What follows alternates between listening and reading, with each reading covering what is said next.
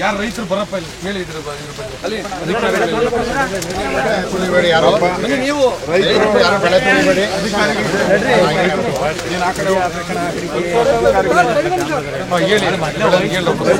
ಇದು ಐಟೆಕ್ ಅಂತ ಜ್ವಾಳ ಸರ್. ಐದಾರು ವರ್ಷದಿಂದ ಈ ಸೀಡ್ಸ್ ಆಗ್ತಾ ಇತ್ತು, ಜನ ಬರೋದು. ಇವಾಗ ಕೆಂಪು ಸಿಳಿ ಬೆಳೆ ಎಲ್ಲ ಹಾನಿ ಆಯ್ತು. ಇದು ಎಷ್ಟಪ್ಪ ನೋಡ್ಬೇಕಾಗಿತ್ತು. ನಾವ್ ಇದಕ್ಕೆ ಲಾಡೀಸು ಮತ್ತೆ ರೋಗಕ್ಕೆಲ್ಲ ಔಷಧಿ ಹೊಡೆದಿದ್ದೀವಿ, ಎಲ್ಲ ಮಾಡಿದ್ದೀವಿ.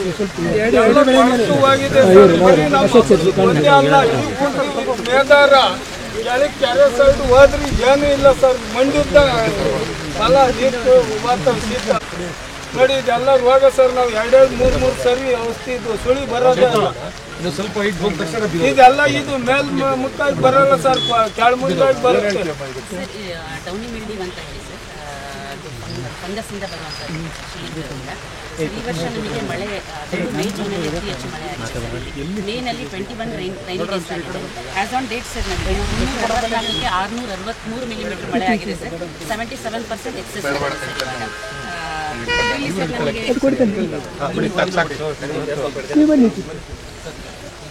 ಮೇನಲ್ಲಿ 164% ಎಕ್ಸೆಸ್ ಆಗಿದೆ ಸರ್.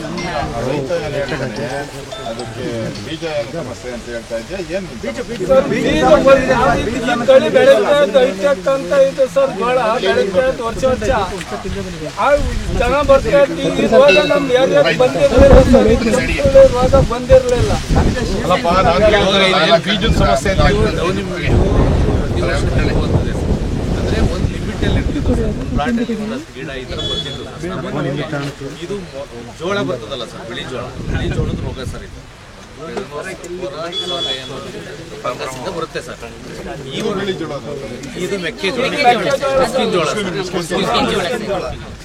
ಇದು ಏನಾಗಿದೆ ಸರ್, ಈ ವರ್ಷ ಇಲ್ಲಿ ಬೇಗನೆ ಸೋಯಿಂಗ್ ಶುರು ಮಾಡ್ತಾರೆ ಸರ್ ನಮ್ಮ ಜಿಲ್ಲೆಯಲ್ಲಿ. ಯಾಕೆಂದ್ರೆ ಬೇಗ ಮಳೆ ಆಗುತ್ತೆ, ಬೇಗ ಶುರು ಮಾಡ್ತಾರೆ ಸರ್. ಆಗೇನಾಗಿದೆ ಅಂತಂದರೆ ನಮ್ಮದು ಸಾಯಿಲ್ ಮಾಯಿಶ್ಚರ್ ಕಂಟೆಂಟ್ ಜಾಸ್ತಿ ಆಗಿ ರಿಲೇಟಿವ್ ಹ್ಯೂಮಿಡಿಟಿ ಜಾಸ್ತಿ ಆಯ್ತಲ್ಲ ಸರ್, ಆವಾಗ ಇದು ಔಟ್ ಬಸ್ಟ್ ಆದಂಗೆ ಆಗಿದೆ ಸರ್. ಇದ್ರ ಸಂಬಂಧ ಕಾಲೇಜ್ ಕಡೆಯಿಂದ ಒಂದು ಟೀಮ್ ಆಲ್ರೆಡಿ ಹೋಯ್ತು ಸರ್. VC ಫಾರ್ಮ್ ಮಂಡ್ಯದಿಂದ ಮೇಯ್ಸ್ ಬಗ್ಗೆನೇ ವರ್ಕ್ ಮಾಡ್ತಿರೋದು ಮಾಡ್ಕೊಂಡು, ಇದಲ್ಲದೆ AICRP ಮೇಯ್ಸು ಹೈದರಾಬಾದಿಂದ ಕೂಡ ಒಂದು ಟೀಮ್ ಬಂದು ಮಾಡ್ಕೊಂಡು ಹೋಗಿದ್ದಾರೆ ಸರ್. ಈಗೇನು ರೈತರು ಕೂಡ ಮಿಷಿನ್ ಬಗ್ಗೆ ಏನು ಪ್ರಿಪೇರ್ ಮಾಡ್ತಾ ಇದ್ದಾರಲ್ಲ ಸರ್, ಸುಮಾರು ಈ ನಮ್ಮ ಭಾಗದಲ್ಲಿ ಏನು ವಿತರಣೆ ಆಗ್ತದೆ ಎಲ್ಲ ಪ್ರೈವೇಟ್ ಹೈಬ್ರಿಡ್ಸ್ನು ಕೂಡ ಅವರು ಸ್ಯಾಂಪಲ್ ತಗೋಗಿದ್ದಾರೆ ಸರ್. ಅದರಲ್ಲಿ ಪೆಥೋಜನ್ ಟೆಸ್ಟು ಮಾಡ್ತಾರೆ ಮತ್ತು DNA ಪ್ರಿಂಟಿಂಗ್ ಮಾಡ್ತಾರೆ ಸರ್. ಅಂದರೆ ಅಡ್ಮಿಕ್ಷನ್ಸ್ ಇದೆಯಾ, ಅಂದರೆ ಬೇರೆ ಯಾವ್ದು ಸೇರ್ಕೊಂಡಿದೆಯಾ ಈ ಅಥವಾ ಬೀಜದ ಮೂಗಿ VC ಫಾರ್ಮ್ ಮಂಡ್ಯದವ್ರಿಗೆ ಆಲ್ರೆಡಿ ರಿಪೋರ್ಟ್ ಸಬ್ಮಿಟ್ ಮಾಡಿದ್ದಾರೆ ಸರ್. ಅವ್ರ ಪ್ರಕಾರ ಏನು ನಮ್ಮ ಮಾಯಿಶ್ಚರ್ ಕಂಟೆಂಟ್ ಜಾಸ್ತಿ ಆಯ್ತಲ್ಲ ಸರ್, ಸಾಯಿಲ್ ಮಾಯಿಶ್ಚರ್ ಕಂಟೆಂಟ್, ಅದರಿಂದ ಇದ್ದಂಥ ರೋಗಾಣು ಔಟ್ ಬಸ್ಟ್ ಆಗಿ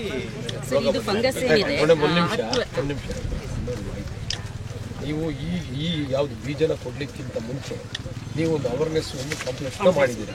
ಮಾಡಿ ಏನಂತ ಹಾಕಿದ್ರ, ಇದಕ್ಕೆ ಈ ರೀತಿ ರೋಗ ಬರೋಂಥ ಸಾಧ್ಯತೆಗಳಿದೆ, ನೀವು ಈ ಔಷಧಿನ ಸಿಂಪರಣೆ ಮಾಡಬೇಕು ಅಂತ ಹೇಳಿದಿರ. ನೀವು ಹೇಳಿರ್ತಕ್ಕಂಥ ಗೈಡ್ಲೈನ್ಸ್ ಎಲ್ಲವನ್ನು ಫಾಲೋ ಮಾಡಿದರೆ, ನೀವು ಹೇಳ್ತಕ್ಕಂಥ ಔಷಧಿನೂ ಕೂಡ ಸಿಂಪರಣೆ ಮಾಡಿದ ಮೇಲೂ ಕೂಡ ಈ ರೀತಿ ಆಗಿದ್ರೆ ಇದು ಯಾರು ಜವಾಬ್ದಾರಿ ಸರ್? ಒಂದು ಇದು ಮಣ್ಣಿನಿಂದ ಹರಡುತ್ತೆ ಸರ್, ಗಾಳಿಯಿಂದನೂ ವೇಗವಾಗಿ ಹರಡುತ್ತೆ ಸರ್. ಮಳೆ ಹೆಚ್ಚಾಗಿರೋದ್ರಿಂದ ಕಳೆದ ವರ್ಷ ಅಲ್ಲಲ್ಲಿ ಕಂಡು ಬಂದಿತ್ತು ಸರ್ ಹಾಸನ ಭಾಗದಲ್ಲಿ. ಚನ್ನಂಗಿಹಳ್ಳಿ ಕಡೆ ಹೋಗಿದ್ರಿ, ಚನ್ನಂಗಿಹಳ್ಳಿ ಕಡೆ ಹೋದಾಗ ಕಟ್ಟಾಯ ಹೋಬಳಿನಲ್ಲಿ ಆವಾಗ 1 ತಿಂಗಳಾಗಿದೆ ಸರ್ ನೀವು ಹೋಗಿ. ಆವಾಗ ಮಳೆ ಕಡಿಮೆ ಇತ್ತಲ್ಲ, ಆಗ ಅದನ್ನ ಇದೇ ರೋಗ ನೀವು ಪರೀಕ್ಷೆ ಮಾಡಿದ್ರೆ ಇಲ್ವ ಸರ್? ಬೇಡ ಹೇಳ್ತಿದ್ರೆ ಮಳೆ ಕ್ಲೈಮೇಟ್ ಭೂಮಿ ಏನು ಅಂತ ಹೇಳ್ತಿದ್ರೆ 1 ತಿಂಗಳು ಆಚರಣೆ ಅಷ್ಟೊಂದು ಮಳೆ ಇರ್ಲಲ್ಲ ಸರ್. ಆ ಭಾಗದಲ್ಲಿ ನೀವು ಅವತ್ತು ಸಮೀಕ್ಷೆ ಮಾಡಿದ್ರೆ ರೈತರ ಜೊತೆ ಎಲ್ಲ ನಿಂತು ಹೊಲದಲ್ಲೆಲ್ಲ ನೋಡಿ ಜೋಳ ನೋಡಿದ್ರಿ. ಅವತ್ತು ಕೂಡ ಈ ರೋಗ ಕಂಪ್ಲೇಂಟ್ ನಿಮ್ಮ ಹತ್ರ ರೈತರು ಮನವರಿಕೆ ಮಾಡ್ಕೊಂಡ್ರು. ಮತ್ತೆ ದುದ್ದ ಗಣಸಿ ಈ ಕಡೆ ಇದೆಯಲ್ಲ ಸರ್, ಅಲ್ಲಿ ಮಳೆ ತುಂಬಾನೇ ಕಡಿಮೆ. ಇವತ್ತು ಗೊಬ್ಬರ ಹಾಕಕ್ಕೂ ಕೂಡ ಆ ಭಾಗದಲ್ಲಿ ಮಳೆ ಇಲ್ಲ. ಕೊಳ್ತಿಲ್ಲಲ್ಲ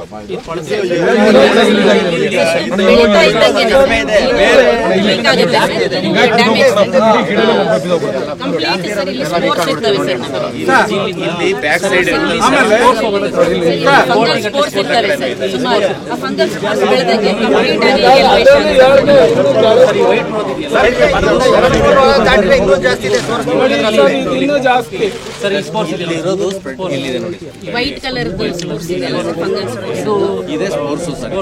ಇದು ಸ್ಪ್ರೆಡ್ ಆಗುತ್ತೆ ಗಾಳಿಲಿ. ಇದೇನಾಗುತ್ತೆ, ಇದು ಜಾಸ್ತಿ ಇನ್ಫೆಕ್ಷನ್ ಆಗಿ ಇದು ಒಣಗೋಗುತ್ತೆ ಸರ್. ಇದು ಒಣಗೋದ್ಮೇಲೆ ಜ್ಯೂಸ್ ಸ್ಪೋರ್ಟ್ಸ್ ಕನ್ವರ್ಟ್ ಆಗಿ ಸಾಯಿಲ್ಗೆ ಹೋಗಿ ಬೀಳುತ್ತೆ ಸರ್.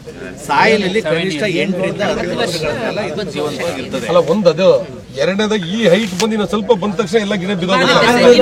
ಅಂದ್ರೆ ಸರ್ ಇದು ಯಾವಾಗ ಎಲ್ಲೋ ಹಿಂಗಾಗುತ್ತೆ, ಫುಡ್ ಸಿಂಥಸಿಸ್ ಆಗುದಿಲ್ಲ, ಅವಾಗ ಶಕ್ತಿ ಇಲ್ವಲ್ಲ, ಬಿದ್ದೋಗುತ್ತೆ. ಬಾಗಿ ಬೀಳ್ತದೆ. ಇದು ನಾವು ಸರ್ ವಿಜ್ಞಾನಿಗಳನ್ನೆಲ್ಲ ಕರ್ಕ ಬಂದಾಗ ಏನಂದ್ರೆ ಸರ್, ನಮ್ಮ ಹಾಸನ ಜಿಲ್ಲೆಯಲ್ಲಿ ಈ ಸೈಲೇಜ್ ಮೇಕಿಂಗ್ ಅಂದ್ರೆ ದನ ಜಾಸ್ತಿ ಸಾಕೋದ್ರಿಂದ ಸೈಲೇಜ್ ಮೇಕಿಂಗ್ ಗೆ ಜಾಸ್ತಿ ಜೋಳ ಬೆಳಿತಾರೆ ಸರ್. ಅಂದ್ರೆ ಜೋಳ ಹಾಕ್ತಾರೆ, ರೇಟ್ ಬಂದಾಗ ಸೈಲೇಜ್ಗೆ ಕೊಟ್ಬಿಡ್ತಾರೆ ಸರ್. ಅದು ಸುಮಾರು 65 ದಿವಸಕ್ಕೆ ಕಟಾವ್ ಮಾಡ್ಬಿಡ್ಬೋದು. ಆ ಕಾರಣದಿಂದ ಅದೇ ಅವಾಗ ಏನಾಗ್ತದೆ, ನಮ್ಗೆ ಪ್ರತಿ ತಿಂಗಳು ಕೂಡ ಬಿತ್ತನೆ ಕಾರ್ಯ ನಡೀತದೆ ಸರ್.